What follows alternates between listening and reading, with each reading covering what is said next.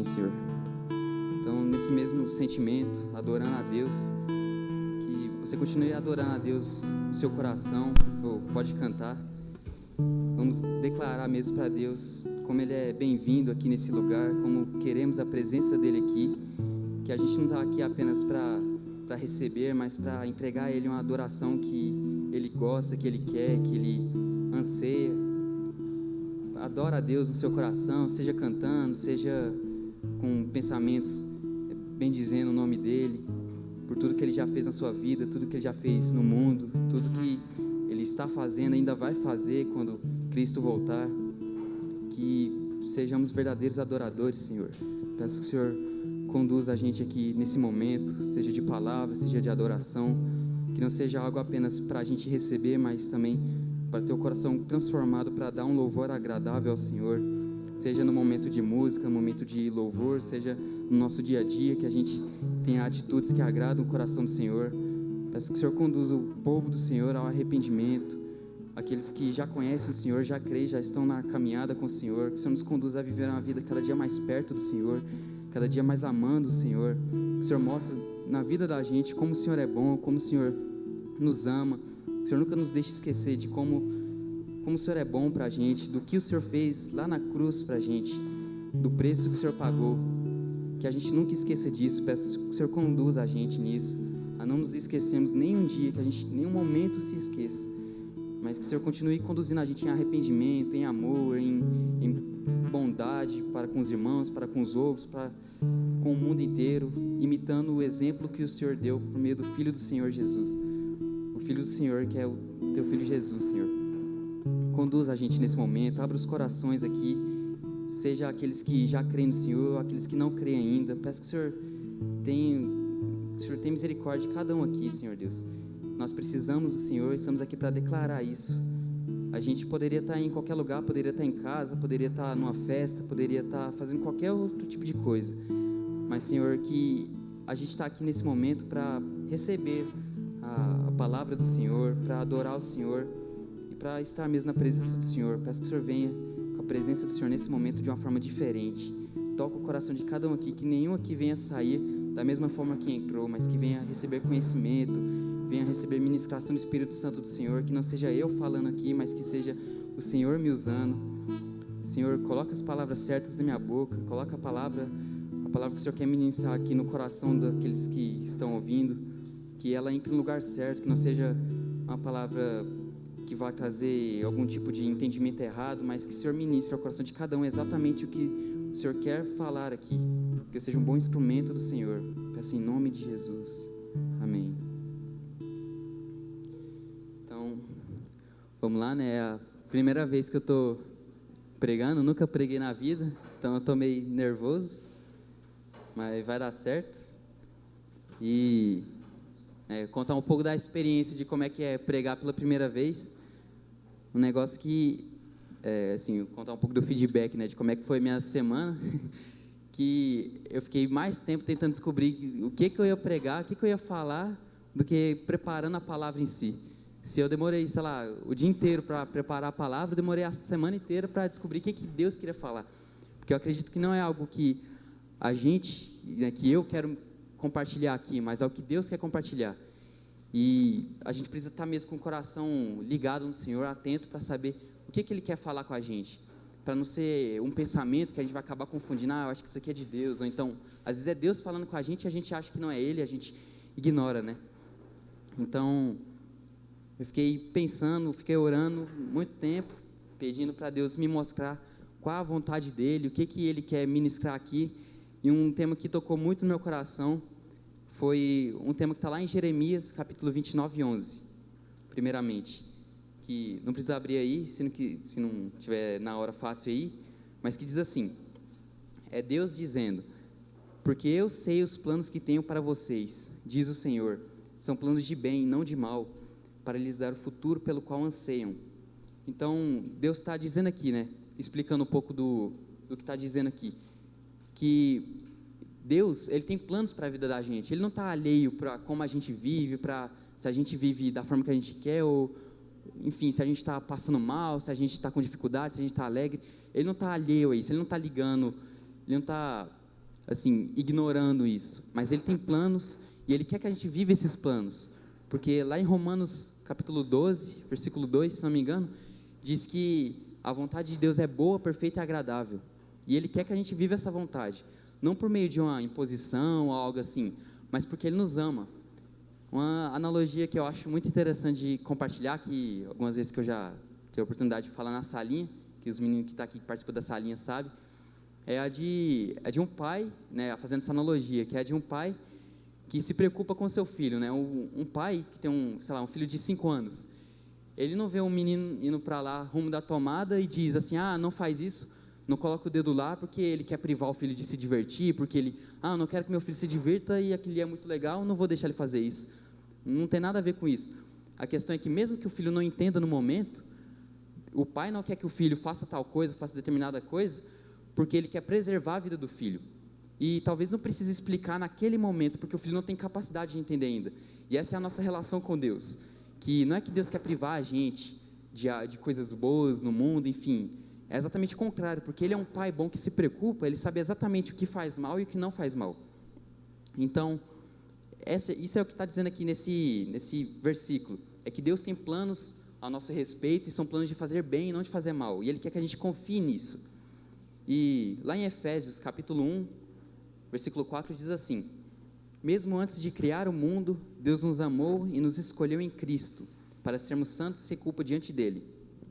E isso aqui, né, traz muita libertação no coração da gente, quando a gente pensa nisso, porque vamos colocar exemplos assim de pessoas que eu já vi, que eu já conheci, de que talvez, por exemplo, os pais não estavam planejando ter, né, um filho naquele momento, mas tiveram, e a pessoa fica pensando, fica triste às vezes com isso, né, tem pessoas, pensam, eu não fui planejado, então, sei lá, por isso eu sou menos amado, mas isso aqui traz uma libertação muito grande, quando a gente lê esse versículo de Efésios, que por mais que os pais não planejaram, não fizeram um plano bem elaborado de quando vão ter filhos, de como, em que ocasião, enfim, diz aqui que mesmo sem os pais estarem planejando, Deus já estava planejando isso desde antes dele criar o mundo. Então, se a gente olha para o mundo e vê que, né, tudo muito bonito, a floresta, tudo, Deus já tinha planejado, a gente já estava pensando em quem a gente seria antes dele criar esse mundo. E algo que eu acho muito engraçado é que, quem já viu arte abstrata aí, essa arte de hoje em dia? Quem acha que é uma arte bonita? Aí, levanta a mão. Quem acha que é uma arte meio paia, mas que faz sucesso? Levanta a mão. Então, algo que eu acho interessante é que, olhando para esse tipo de arte, eu posso ficar meio desanimado ou então posso ficar feliz ao mesmo tempo. Porque olhando para esse tipo de arte, eu posso pensar, então se eu quiser ficar milionário da noite para o dia, é só comprar um latão de tinta, enfiar a mão e tacar na tela e vender por $2 milhões e é isso. Porque muitas dessas artes é isso. Mas algo que eu acho muito interessante é que, por mais que tem artistas, né, tem pessoa que acha muito bonito, mas por mais que tenha artistas que vai lá e usa apenas, por exemplo, uma cor, o que eu percebi fazendo analogia com esse tema aqui, é que mesmo eu não gostando tanto desse tipo de arte, eu acho muito legal quando usam várias cores. Então, quando um artista vai lá e pega 10 cores diferentes, por mais que seja tudo chapiscado, tudo esquisito, tudo jogado de qualquer jeito, fica até meio legal quando ele usa uma diversidade de cores, porque cada cor tem a sua individualidade, cada cor tem o seu brilho específico, passa um sentimento diferente. E isso é exatamente o que acontece com as nossas vidas. Por mais que uma pessoa talvez não possa fazer uma diferença por uma causa, enfim, o que eu acho incrível, né, que Deus fez, é que Ele criou cada um de um jeito. Ele não se preocupou em fazer, sei lá, 10 de um tipo e 10 igualzinho do mesmo tipo para economizar material, digamos assim, né? Mas Deus fez cada um diferente. Cada um tem características, qualidades, defeitos diferentes de cada um. Ninguém é igual a ninguém. E é igual nesse tipo de arte, que por mais que não seja tão elaborado assim, se você chegar e jogar tinta numa tela, quando se usa várias cores diferentes, fica até legal, por quê? Porque várias cores com a sua beleza diferente, formando aquele quadro. E o que fala aqui nesse versículo de Jeremias, é exatamente isso, que Deus tem planos para a gente, E Ele quer que a gente viva planos de acordo com a vontade dEle, não por imposição, mas por amor. E como que a gente pode, então, viver esses planos? Qual é o caminho para a gente viver esses planos, para a gente conhecer, como a gente cantou aqui agora, né? Para a gente conhecer, porque Deus diz quem a gente é, como diz a música, eu sou quem dizes que eu sou. Como é que a gente faz para conhecer quem eu sou, para descobrir o plano dele na minha vida? Já que Deus tem planos específicos, qual é o plano que Ele tem para a minha vida? E um versículo aqui que diz muito isso, é o mesmo que a gente já leu, que é Jeremias 29:11, porém vai 2 versículos à frente, que é o 12 e o 13, eu vou ler desde o 11 de novo. Porque eu sei os planos que tenho para vocês, diz o Senhor, são planos de bem e não de mal, para lhes dar o futuro pelo qual anseiam. Naqueles dias, quando vocês clamarem por mim em oração, eu os ouvirei. Se me buscarem de todo o coração, me encontrarão. Então, uma questão que eu vejo muito na internet, muito no mundo aí, muitas pessoas, tem pessoas divididas, né? Umas não acreditam em Deus e vivem negando, não, Deus não existe, mas tem outras que até acreditam, sim, Deus existe, mas como é que eu encontro a Deus? Como é que eu posso ter um encontro com Ele? Como é que eu faço para descobrir o que Ele quer de mim? Se eu fui planejar desde o começo do mundo, o que Ele quer com a minha vida? Por que eu estou aqui? E esse versículo explica isso, que ele diz aqui, naqueles dias, quando vocês clamarem por mim, em oração, eu os ouvirei, se me buscarem de todo o coração, me encontrarão. Então, como é que a gente encontra a Deus e que a gente descobre o propósito dele para a nossa vida e acaba com essa dúvida de por que eu estou aqui? É quando a gente busca Ele. E a mensagem mais específica que eu quero trazer nessa noite aqui, não é apenas de que a gente precisa buscar a Deus para descobrir os planos perfeitos que Ele tem para a vida da gente, mas de uma forma específica de buscar. Vamos ler um versículo lá, que diz, está lá em Hebreus, capítulo 11, versículo 6, que diz, sem fé é impossível agradar a Deus. Quem deseja se aproximar de Deus, deve crer que Ele existe e que recompensa aqueles que o buscam. Então, esse versículo reafirma o que eu acabei de dizer, de que se a gente quer conhecer a Deus, a gente deve buscá-lo, porque uma vez que a gente busca Ele, Ele nos recompensa por essa busca, mas não uma recompensa de itens assim talvez, mas uma recompensa de nos mostrar quem Ele é.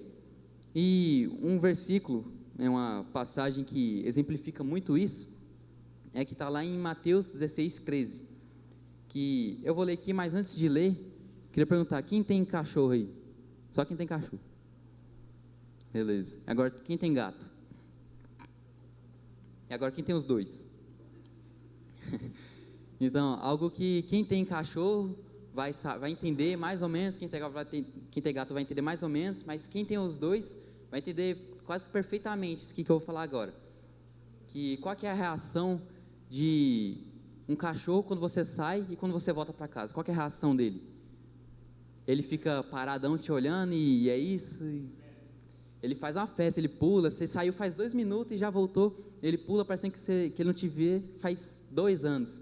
Ele pula, ele rola. Minha cachorra, por exemplo, a Mabel, eu saio, eu fico 5 minutos fora, eu volto, parece que eu fiquei 1 ano fora. Ela pula, rola, pega um trem que achar na frente e chama para brincar.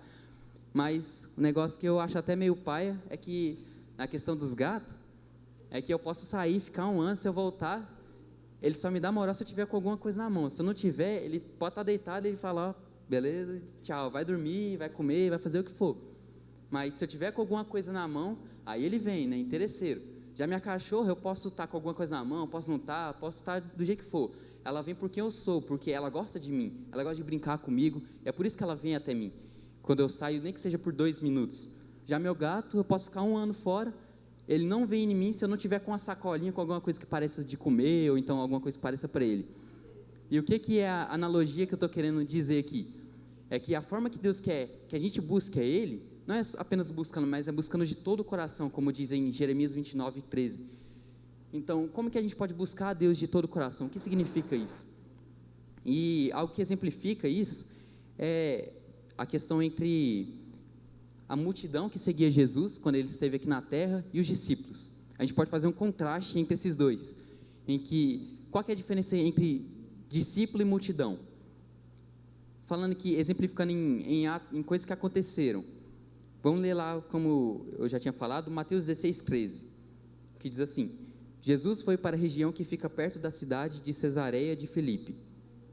Ali perguntou aos discípulos: quem o povo diz que o Filho do Homem é? Eles responderam: alguns dizem que o Senhor é João Batista, outros que é Elias e outros que é Jeremias, ou algum outro profeta. Então eles achavam que Jesus era qualquer um, menos aqueles que eles estavam vendo, que por meio das profecias, por meio de sinais, de curas que Jesus estava fazendo. Porque, para exemplificar, para falar um pouco do contexto desse capítulo, desse versículo aqui de Mateus, é de que nesse ponto aqui, Jesus já tinha feito vários tipos de milagres. Ele não estava apenas lá parado e falando, mas ele já tinha mostrado por suas atitudes quem ele era. Então, tinha pessoas, se ele estava lá pregando e chegava alguém com o braço quebrado, falando: me ajuda, ele curou, acabou. Alguém leproso, alguém surdo, mudo, cego, enfim, ele ia lá e curava todo mundo. E esse era o sinal. Teve vezes até que Jesus falou: olha, se vocês não creem em mim pelo que eu falo, pelo menos creem em mim no que eu faço. Um tanto de gente sendo curada, um tanto de gente, né, sendo ajudada, sendo transformada, né? Então, voltando aqui ao que diz aqui, alguns dizem que o Senhor é João Batista, outros que é Elias, ou que é Jeremias, algum profeta. Então Jesus vira para os seus discípulos e pergunta: e vocês? Quem vocês dizem que eu sou? Perguntou Jesus. Simão Pedro respondeu: o Senhor é o Messias, o Filho do Deus vivo. Jesus afirmou: Simão, filho de João, você é feliz porque essa verdade não foi revelada a você por nenhum humano, mas veio diretamente do meu Pai que está no céu. Portanto eu lhe digo: você é Pedro, e sobre esta pedra construirei a minha igreja, e nem a morte poderá vencê-la. Então, o que está dizendo aqui? Está dizendo que Pedro, ele não estava acreditando no que as pessoas diziam, porque as pessoas estavam com a ideia totalmente errada de quem Jesus era, apesar dos sinais que ele já tinha feito, sinais que só Deus poderia fazer, provando assim que Jesus era Deus, era o Filho de Deus. Então Pedro vai e reconhece quem Jesus é, e logo em seguida Jesus mostra para Pedro quem ele é. Então, que nos mostra duas coisas. Primeiro, que para a gente descobrir, para a gente poder fazer essa resposta de quem Jesus é para a gente, e para ter essa pergunta respondida, primeiramente precisamos buscá-lo, mas não como multidão, mas como Pedro, que é como discípulo, que ele estava lá, mesmo às vezes se ele ouvia alguma palavra que incomodava ele, seja de confronto, de arrependa-se, Pedro e os outros discípulos, ele não ia embora, não falava assim: não, agora que o senhor falou isso, falou para me arrepender, agora eu vou embora, porque aí eu já não estou gostando mais. Ou então, quando as expectativas de Pedro eram frustradas a respeito de Jesus, porque muitos acharam que Jesus ia vir como, né, no cavalo branco, matando o romano e acabando com tudo, porque antes os judeus, né, lá em Israel, estavam sendo dominados pelos romanos. Então muitos achavam assim: então quando o Messias vier, vai ser destruindo os romanos, e a gente vai governar tudo, e vai voltar tudo a ser bom. Mas Jesus não veio dessa forma. Ele veio humilde, ele se fez homem, e ensinou a gente o caminho para a vida eterna. E Pedro, apesar de talvez ter a sua expectativa frustrada, por talvez ter até raiva dos romanos também, e ver que Jesus não estava lá para destruir os romanos, ele continuou com Jesus. Ele fez o que um discípulo faria, ele foi um verdadeiro discípulo, que ele continuou ali com Jesus, apesar de se ele estava sendo beneficiado ou não, se ele estava tendo suas necessidades atendidas ou não. Então, ao buscar a Deus, ao buscar Jesus de todo o coração, mas não por interesse, como o gato faz, mas sim como o cachorro, né, que vem por quem ele é, por quem eu sou, por quem Jesus é, Pedro teve a sua pergunta respondida, de quem ele é, para que ele está aqui. Então, quando ele reconhece, ele diz para Jesus: olha, o Senhor é o Cristo, é o Filho do Deus vivo, é o Messias que veio para salvar a gente, que veio da parte de Deus. Logo depois, Jesus já responde, tipo assim: você me reconheceu quem eu sou? Então eu lhe digo: você é Pedro, e sobre essa pedra eu construirei a minha igreja. Então, após Pedro reconhecer quem Jesus é, após ser um verdadeiro discípulo, e continuar com Jesus, apesar de coisas não atendidas, vontades não atendidas, ele continuou, ele reconheceu quem Jesus é.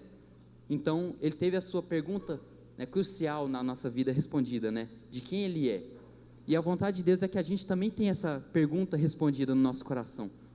Ele não quer que a gente viva de qualquer jeito, apenas para, seja ganhar dinheiro, ter um emprego bom, ou formar na faculdade, fazer a faculdade dos seus sonhos. Ele quer muito isso, ele quer que a gente viva da melhor maneira possível, porém dentro dos planos dele, não por imposição, como eu já disse, mas porque os planos dele são bons, né? Como um bom pai que só quer cuidar do seu filho, como eu falei na analogia. Então, o que a gente deve fazer é buscá-lo, e buscá-lo de todo o coração. E como é que a gente faz isso? Como é que a gente faz para buscar a Deus de todo o coração? Como é que a gente se torna um verdadeiro discípulo? E é um contraste com o que está lá em Mateus 15, do 8 ao 9. Vamos ler lá. Ó. Mateus 15, 8. Que Jesus, ele está muito bravo nessa passagem, ele diz: esse povo me honra com os lábios, mas o coração está longe de mim. Então, o que Jesus está dizendo aqui? Que tinha pessoas que estavam até honrando a Deus, estavam, né, falando palavras bonitas, cantando, mas o que realmente importa, que é o que Jesus diz aqui, é o que está no nosso coração. É se o fazemos, como ele já disse em outro versículo, se o fazemos em espírito e em verdade. Não se é uma forma, não se é algo religioso. A gente não está aqui, por exemplo, nesse momento aqui na igreja, por uma religião, por apenas, vou chegar aqui, vou fechar o olho, vou ficar esperando um pouquinho, depois vou cantar, e aí, se eu sentir algo legal, beleza, se eu não sentir, né, vou embora, e domingo que vem eu volto, sábado que vem, enfim. Mas não é por isso que a gente está aqui, pelo menos não é por esse motivo que a gente deve estar aqui. A gente deve estar aqui, não só aqui, mas na nossa casa, também diante de Deus, por quem Ele é. Porque a gente também não fica triste quando alguém vem até a gente só por interesse. Quando, sei lá, um amigo, um colega de escola vem e começa a andar perto da gente, não porque a gente é legal, porque ele gostou da gente, mas por interesse, pela resposta que a gente pode dar para a prova dele, pela ajuda que a gente pode dar no trabalho dele, seja, né, na vida de emprego. Quem faz faculdade aí vai entender, né, que tem muito aluno que se aproxima dos professores de faculdade, não porque, eu amo a sua matéria, eu amo o jeito que o senhor dá aula, mas é só para, né, saindo da faculdade já ter uma indicação ali, já arrumar um emprego. Então ninguém gosta de ser tratado desse jeito. Deus quer que a gente trate Ele, Deus não quer que a gente trate Ele também desse jeito. Ele quer que a gente chegue diante dEle com um coração sincero.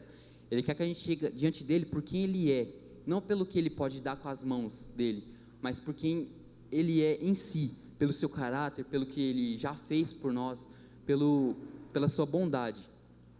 E mostrando isso, né, aqui Jesus diz: esse povo me honra com os lábios, mas o coração está longe de mim. A gente não deve ser assim. E uma frase que eu achei muito interessante, que eu ouvi uns tempos atrás, é que Deus prefere um coração sem palavras do que palavras sem coração. Então, quando a gente está triste, a gente está lá, né, chegou da escola, chegou do trabalho, chegou de um dia difícil, a gente está lá, a gente está, como dizem, né, só pela misericórdia de Deus mesmo, está cansado.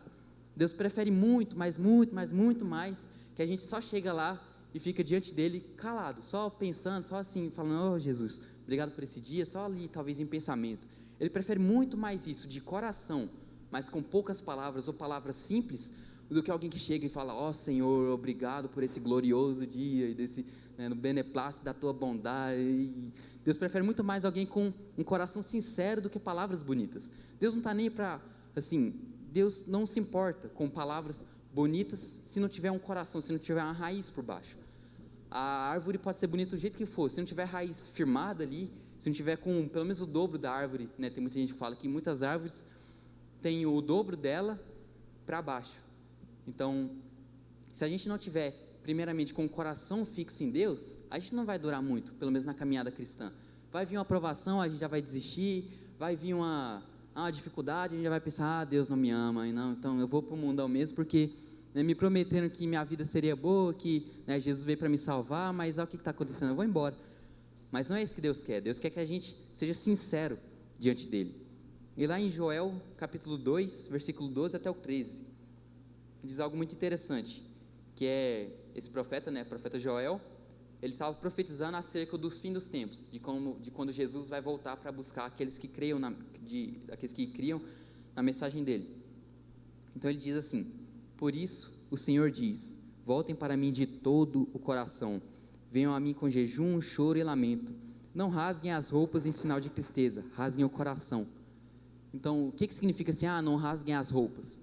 Significa que lá no, 3.000 anos atrás, enfim, naquela época lá de Israel, da história de Israel, de reis e tudo mais, tinha-se o costume de quê? De quando alguém estava em luto, muito triste, eles, ajoelhavam, não sei se especificamente se ajoelhando, mas eles rasgavam suas roupas.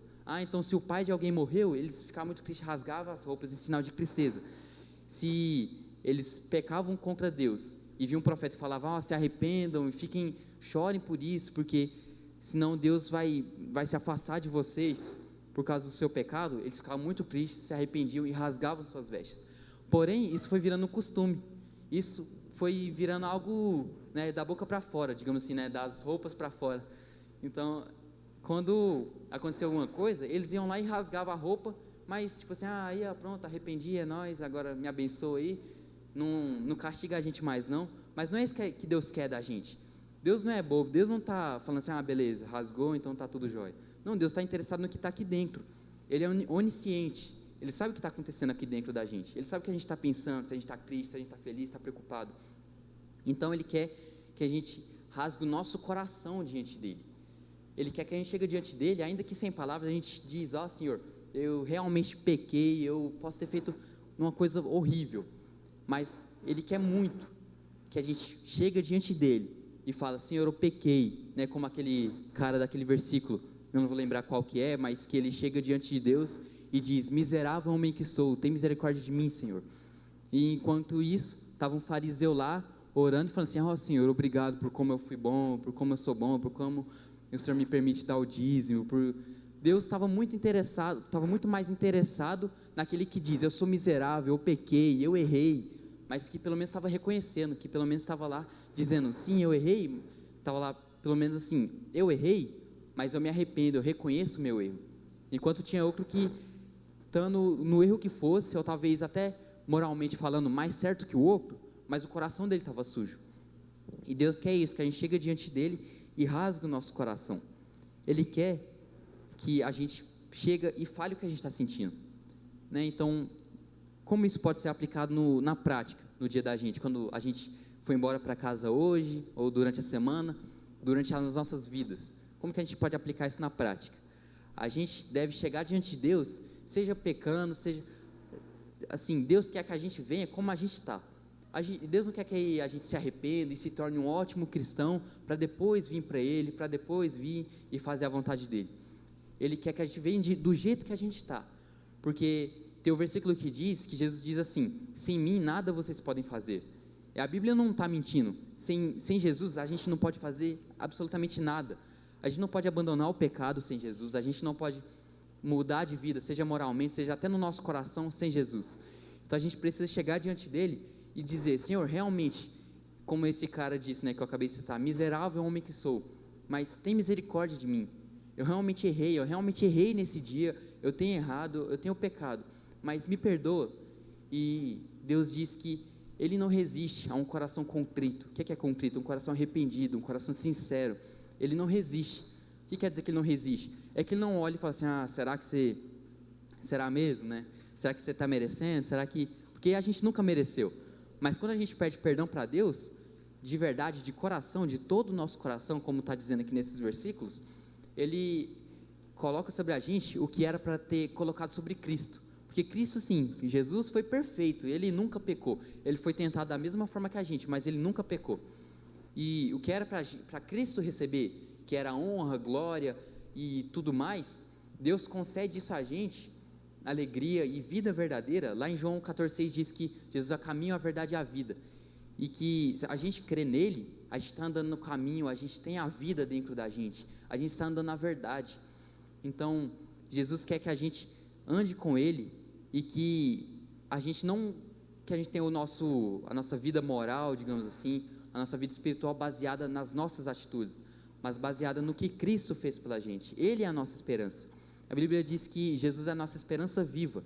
Então, o que Deus quer que a gente faça quando a gente sair daqui, quando a gente for embora, ou no nosso dia a dia, é que a gente chega diante dEle, e seja em pecado, talvez seja acertando naquele dia, naquele dia a gente fez algo que agradou muito a Deus, a gente foi lá e ajudou uma pessoa, mas independente do que a gente fez, se foi algo muito bom ou muito ruim, o que Deus quer é que a gente chegue diante dEle com um coração verdadeiro, talvez sem palavras, mas um coração verdadeiro. Então, se alguém aqui está reconhecendo, está percebendo aí no seu coração que ultimamente está errando muito, está pecando, está falhando em determinada área, ou então talvez está até feliz, nossa, essa semana eu fui um verdadeiro cristão, eu falei de Jesus para um amigo meu, fui lá e amei tal pessoa, fui lá e ajudei. E independente de como você está se sentindo, de como você está tendo feedback da sua semana aí na sua mente, independente disso, o que Jesus quer é que a gente chegue diante dele e diga, Senhor, se a gente errou, Senhor, perdão, eu reconheço, eu errei, mas me perdoa. E Jesus tem um perdão pronto para a vida da gente, que é Jesus. Jesus já pagou pelo que a gente deveria receber. E se a gente está feliz, Ele tem alegria para compartilhar com a gente. É como se Deus dissesse: olha, filho, parabéns, é isso, né? Por mais que talvez a vida possa ser difícil aqui, a Bíblia diz que a gente tem um galardão no céu, uma vez que a gente obedece à vontade de Deus, né? Como diz aqui em Hebreus 11:6, que a gente leu no início, que quem se aproxima de Deus deve crer primeiramente que Ele existe e que recompensa aqueles que o buscam. Então, se a gente busca Deus, se a gente faz a vontade dEle, a gente vai ter uma recompensa, mas que a recompensa não pode ser o nosso alvo, e sim quem Jesus é. E a gente deve chegar nele com esse coração, um coração alegre talvez, ou triste, mas independente, um coração sincero. Então, né, por ser minha primeira palavra, é isso que eu trouxe aqui nessa noite, que Deus possa nos ensinar mesmo a andar diante dele com um coração sincero, talvez muitas vezes errando, pecando, mas um coração sincero que está disposto a se arrepender, que talvez está com muita dificuldade, está caindo naquele mesmo pecado, toda vez cai naquele mesmo pecado, mas que diz: Senhor, me ajuda, porque eu estou com dificuldade. E não que diz, que fica lá com o coração duro: não, eu errei, mas também eu fiz aquela outra coisa ali, tentando debater com Deus. Deus não quer isso. Ele quer que a gente seja sincero com Ele. Então, vamos orar. Queria chamar a equipe de louvor para vir aqui. Então, Senhor, obrigado por essa noite, obrigado por tudo que o Senhor falou com a gente aqui nesse dia, obrigado por tudo que o Senhor ministrou aos nossos corações, por tudo que o Senhor colocou na minha boca para me falar, por tudo que o Senhor me revelou essa semana, que eu percebi que até eu estava errando em muitas coisas, mas que o Senhor, na misericórdia do Senhor, está nos conduzindo na verdade do Senhor, está nos conduzindo na palavra do Senhor. Obrigado por toda a misericórdia do Senhor, toda a bondade, que apesar da gente errar muito nas nossas vidas, o Senhor continua amando a gente, o Senhor continua com os braços abertos, para que a gente chegue com o coração arrependido diante do Senhor. Senhor, muito obrigado por cada um que está aqui, cada um que se dispôs a vir até aqui essa noite, que o Senhor continue animando o coração de cada um a praticar essa palavra que a gente ministrou hoje, que o Senhor continue animando o coração de cada um a estar diante do Senhor, que aqueles que talvez ainda não tiveram um encontro com o Senhor, que venham ter um encontro real com o Senhor, que aqueles que percebem seus corações que estão errando ultimamente, estão falhando, percebem que não estão vivendo da melhor maneira, da maneira que o Senhor gostaria que eles vivessem. Ó Senhor, traz arrependimento, mostra para a gente como o Senhor ama a gente, que o Senhor conduza a gente a uma vida agradável ao Senhor, e principalmente a uma vida sincera diante do Senhor, que a gente venha praticar essa palavra aqui hoje, que o Senhor conduza cada um aqui, Senhor, peço em nome de Jesus, amém.